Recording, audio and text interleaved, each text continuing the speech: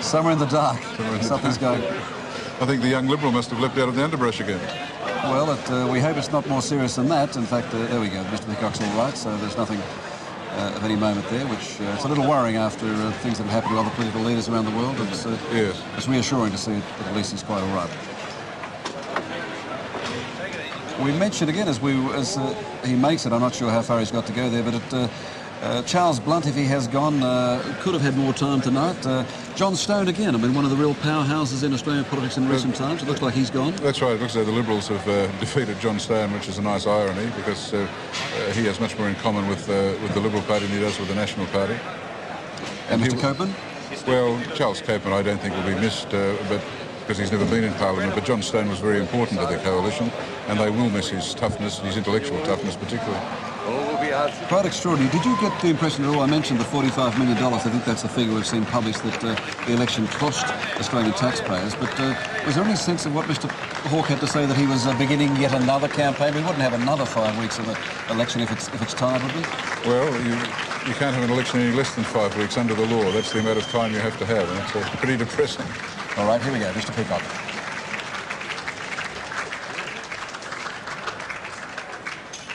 Well, ladies and gentlemen, I listened carefully to the Prime Minister's remarks, and in the earlier part of those remarks I fully concur. This election, regrettably, for the nation will not be known for quite some days. And I think in terms of the national interest that is unfortunate, because unquestionably a decisive decision, one way or the other, would have been preferable for all. There has clearly been a most massive swing, to use that word again, in the state of Victoria, and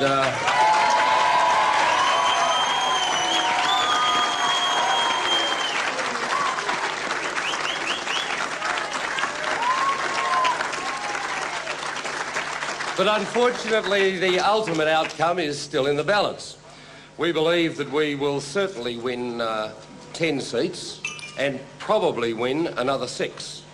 We would believe at this juncture that there are probable losses of 3 seats at this stage, one to the Independent in North Sydney, and regrettably it does appear that Moreton and Adelaide are lost.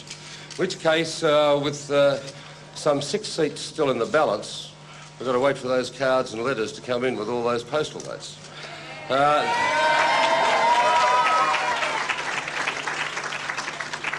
It quite clearly would be in Australia's interest for the decision to be known tonight, and I think it is appropriate that Mr. Hawke continue, as he said, as, quote, a caretaker, end of quote, Prime Minister, until this election is finally decided. And it will be postal votes and absentee votes that determine that. So we wait with great interest. We are quite optimistic in a significant number of seats and believe that we'll shortly be in a position to form a government.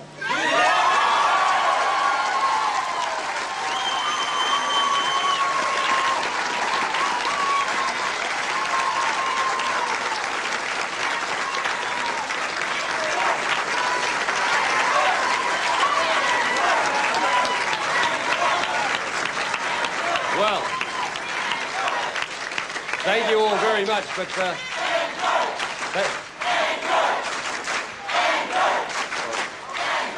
thank you, but there are some ladies and gentlemen of the press here who I think would like to ask a number of questions.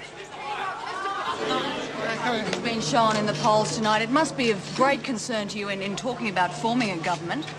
Well, I'm disappointed that the National Party did not poll as well as I would have expected, but you can't talk in terms of the demise of the National Party yet. The sorts of seats that are being tossed around as being taken by the Labor Party, that's not evident at all yet. And I think that's altogether too soon. Can you really say why haven't your gains in Victoria I'm sorry? Why haven't your gains in Victoria been mirrored elsewhere in Australia? Well, I'd like to give you an immediate answer to that, but I can't. I mean, they're massive gains in Victoria. I see that, regrettably, Mr Hawke has been taken to preferences in a safe Labor seat, and it's probably the worst vote for the Labor Party in this state in decades. Indeed, as I understand it, it's probably the second worst primary vote nationally by Labor in its history. Mrs Peacock, in retrospect, I beg your pardon? How confident would you be of getting this mass support if you were required to form a government? Oh, I haven't talked to Mr Mack. I'm very hopeful, in fact, that we'll be in a position to take a number of those seats that I've indicated to give us the majority. Peacock, in retrospect, do you think you should have done more to woo the Greens and the Democrats? Well, I don't think so. We stood firmly on a program of sustainable development. We had a very sensitive environment policy and a very sensible environment policy, one which was going to lift Australia's quality of life and also increase our standard of living.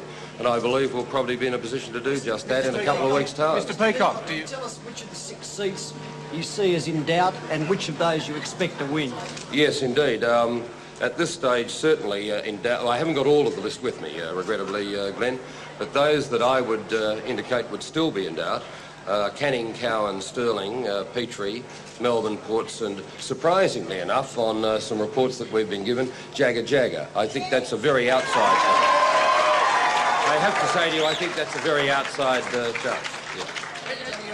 But I also, you see, I don't concede that seats like, I haven't got all the National Party seats with me, but Page and Kennedy and Dawson, the National Party are indicating certainly will go to us. Richmond. Richmond I hope will hold, and Charles Butt and I will be talking again in the morning about that. Mr Peacock, do you regret not spending any more time in WA now, seeing it's got to be crucial? I certainly do not. I mean, we made 3 visits there. We campaigned extremely strongly. I've just indicated to you that, you know, I think, in fact, we'll win Stirling. Our candidate, as I recall, is ahead on the primary vote and quite well ahead in Canning. And I heard the Labor member for Cowan indicating that she'd be relying on postals and absentees to win. Now, how can you call that as a Labor win? Do you have a message for the electors of Kennedy, Mr Peacock? A message for the electors of Kennedy: those that are still remaining have the most important role in Australia tomorrow. It matters not much what Mr Hawke or I say tonight. They could well ensure a coalition victory.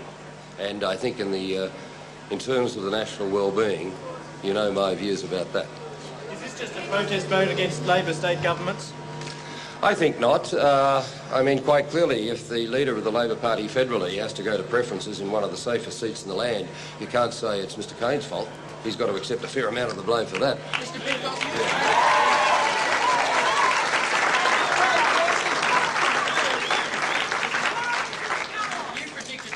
sizable majority for a coalition government. Where have you gone wrong?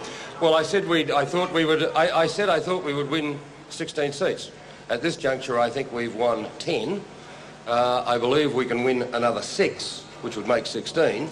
And I might, out of a total of about 148, be 3 out. Not a bad effort. And if I may say, with the greatest respect, I think my prediction was a lot closer than yours. You said it would give you a majority of 12. If your numbers are wrong and Mr Hawke's are right, will you remain as opposition leader? Oh, we'll deal with that later on. I mean, at this juncture, I'm not going to quibble about who's going to be caretaker Prime Minister and whether he'll then stand for the position of opposition leader after I become Prime Minister. Leave that to the Labor caucus. But I just want to add a couple more points before leaving. All around Australia, there were Liberals who worked extraordinarily hard, and on occasions there would have been disappointments in their mind. And it brings to mind those wonderful words: to strive, to seek, to find, and not to yield. And in the case of my 2 daughters, they certainly never did, and they gave me enormous support and personified the work that so many, some of whom are here tonight, did. And all those who voted for the coalition, I thank them. I believe we're still in with a very, very decent chance, and I look forward to turning Australia around for you all in a couple of weeks' time.